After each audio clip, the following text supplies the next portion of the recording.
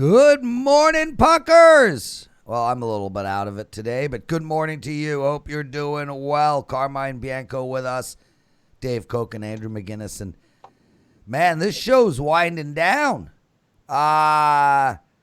Six at the most, more episodes, and I'm already looking forward to next season. Dave, how was your weekend? Saturday was great. Hit the 5% play, easy winner in Miami. Yeah. And interestingly enough, also had a best bet in baseball, which was also on Miami on Saturday. Yesterday, I went 0-2 in the NFL, and I just had two wrong sides. It's as simple as that. Fortunately, hit a plus 160 dog in baseball, so it was a small loss for the day, but manageable. So overall, good weekend, another winning week, and looking at the college football and trying to find if there might be another 5% out there this week. Excellent stuff. Yeah, dude, you in Miami. I pounded it too, Dave. Great call. Andrew McGinnis, how are you, my friend? We're doing good. I'm feeling great. It was a so-so weekend, though, after riding, two straight pretty hot weeks. Cooled down quite a bit, but always good to keep you honest a little bit. And, 4-2 on the NFL season, so I'll take that any day. Yeah, way to go, dude. I went 2-3 yesterday in the NFL. Dave and I both had Philadelphia. I hope to be making that mistake again soon. Yeah, and that's what it was. They suck. They're just it was a bad call.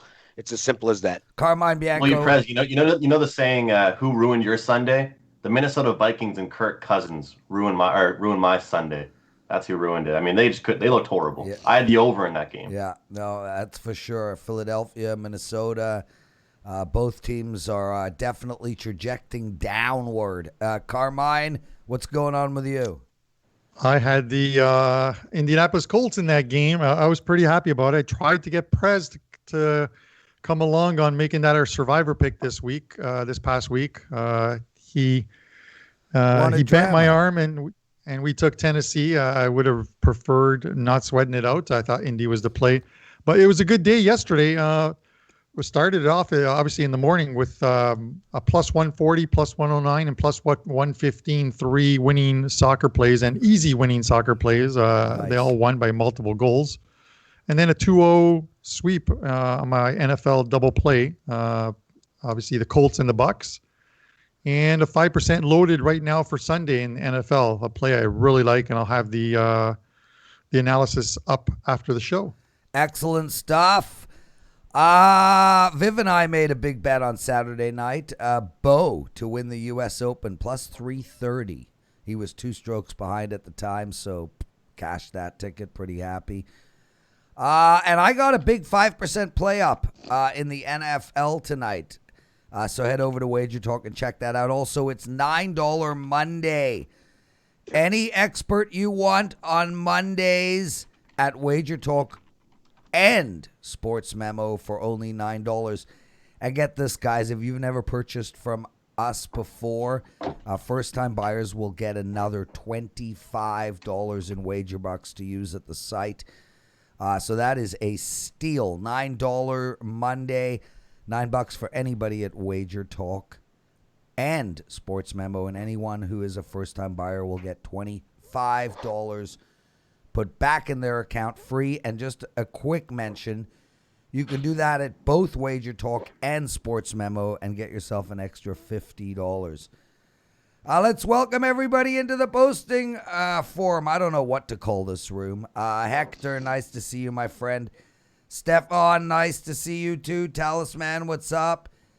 Hello, Nate. Wes Moneyline, Toma, John Howard, good morning to you too. Nate, Buffalo and Detroit killed him. Yeah, that Buffalo killed a lot of people. Same with Detroit.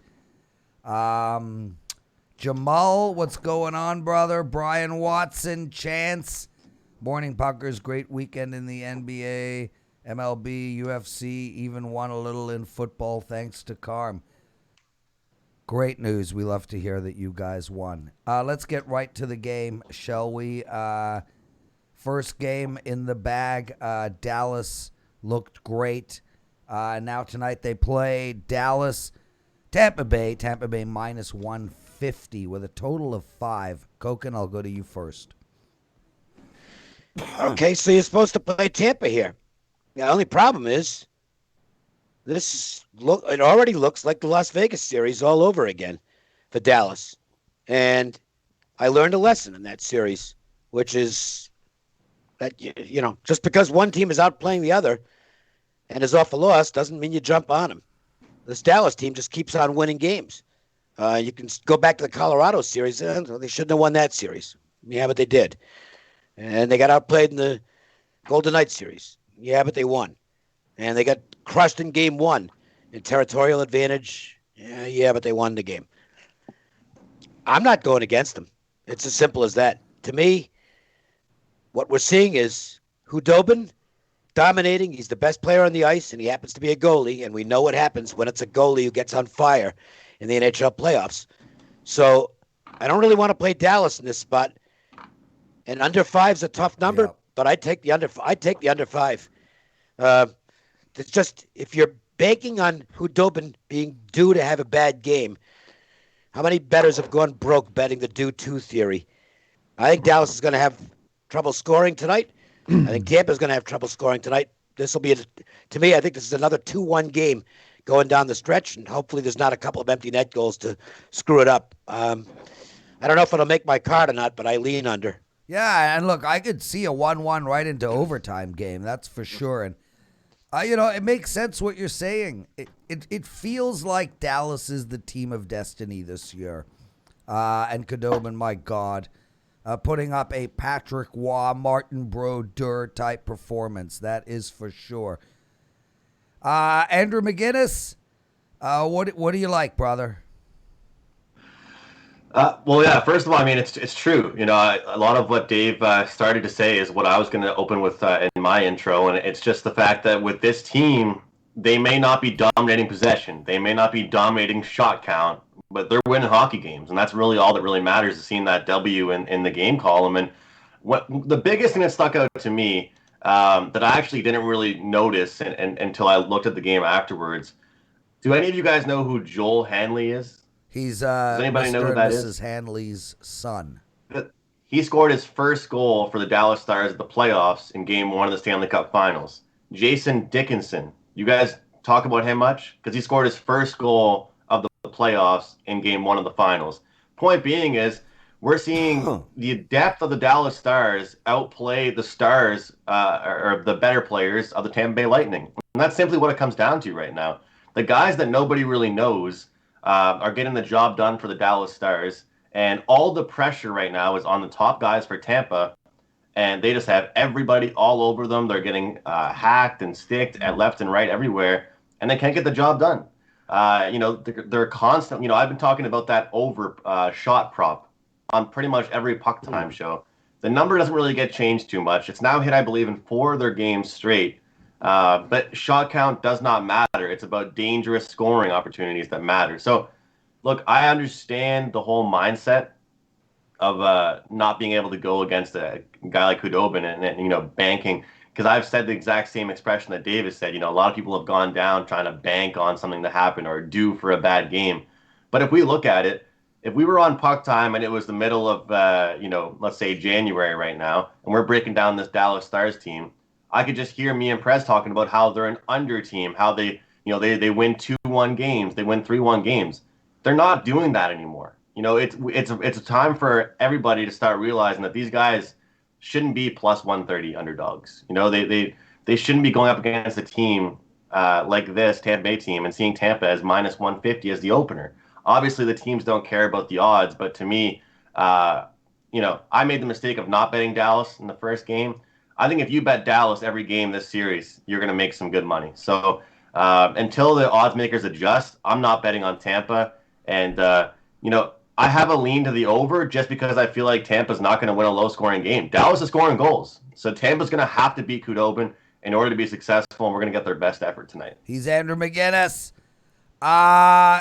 Sports Group, how are you, brother? Jason, what's going on? Mixed by Post, Jeff Swozey, Frank Budd. Love all you guys. Really appreciate you logging in and joining us for Puck Time, the abbreviated version, as there's only one game.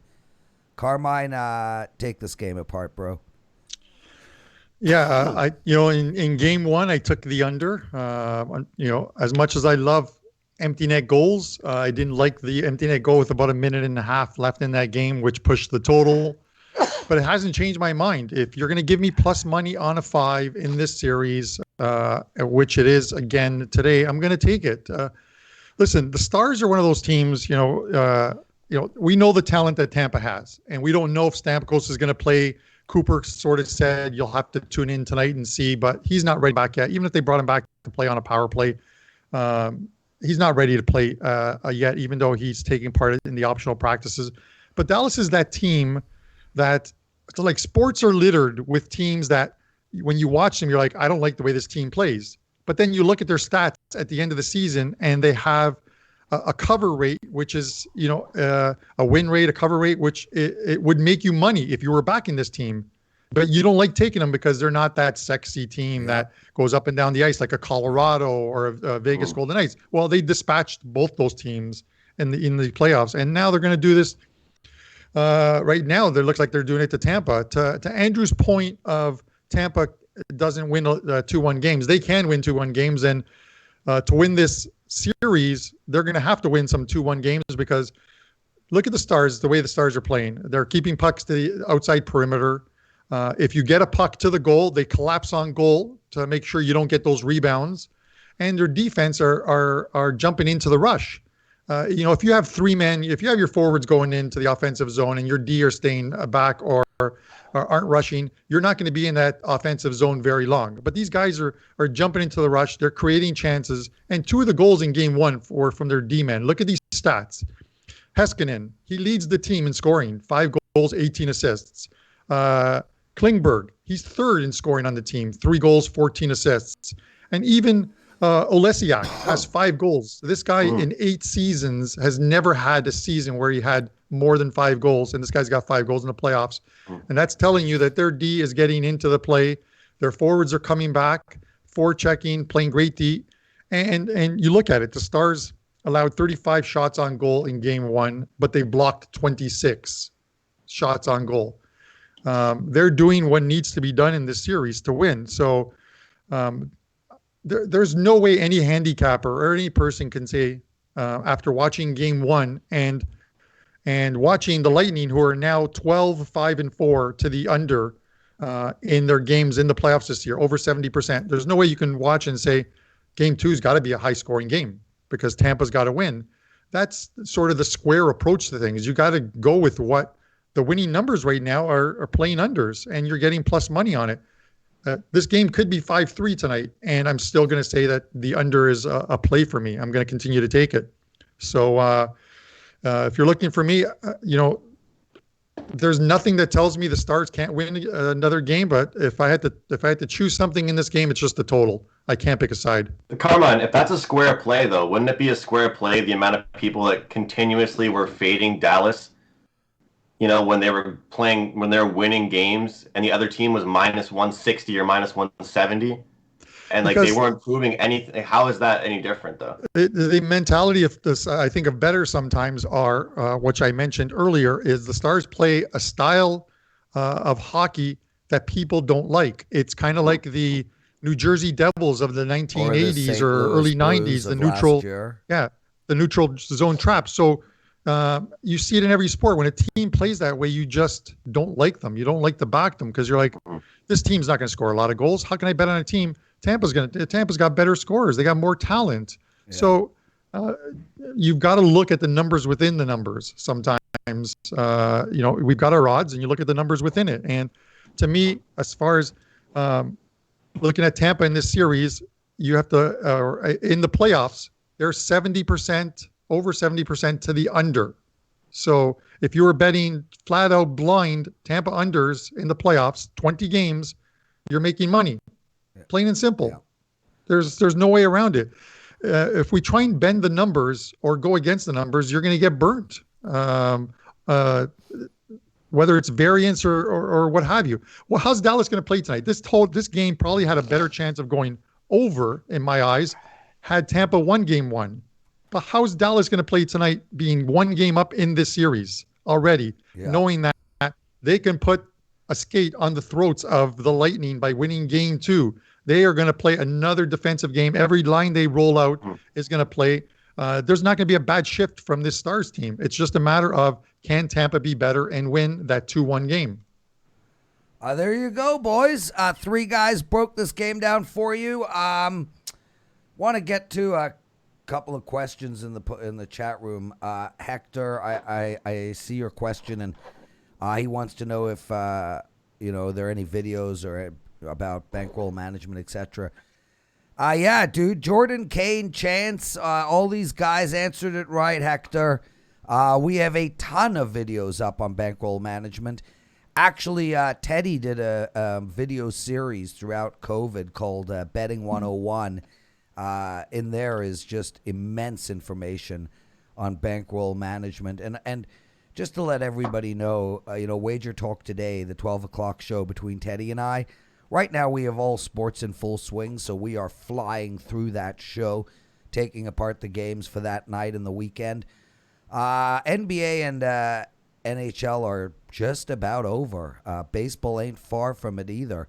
Once that happens, we're going to delve into those topics every single day as well. So check that out. What's going on today? 12 o'clock. Wager Talk today. Marco D'Angelo is coming on. We're talking about the big game tonight in NFL.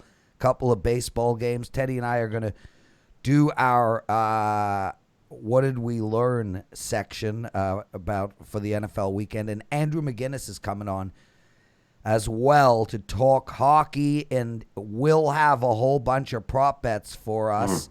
And then at 2 o'clock, guys, bet on it. Our flagship show that is doing a Monday night preview. Gianni, Marco, and Kelly. We also have our baseball show with Andrew and Dave at 2 o'clock.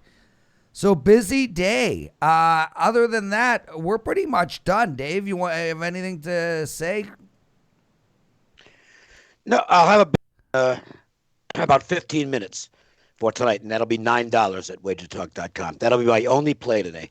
Carm? Soccer was absolutely hot this weekend. 2 games up early.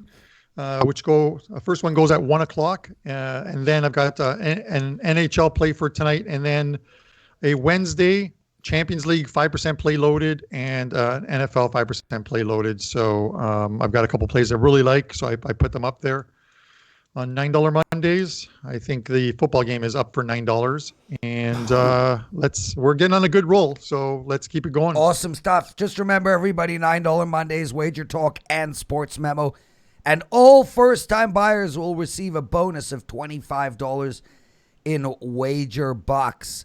Guys, what a pleasure. We'll see you on Wednesday for another edition of Puck Time. Everybody, thank you so much for logging in. It is just a privilege to do this show and to see the same names over and over again. It makes me so happy. Be well, everybody, and we'll see you all at 12 o'clock for Wager Talk today.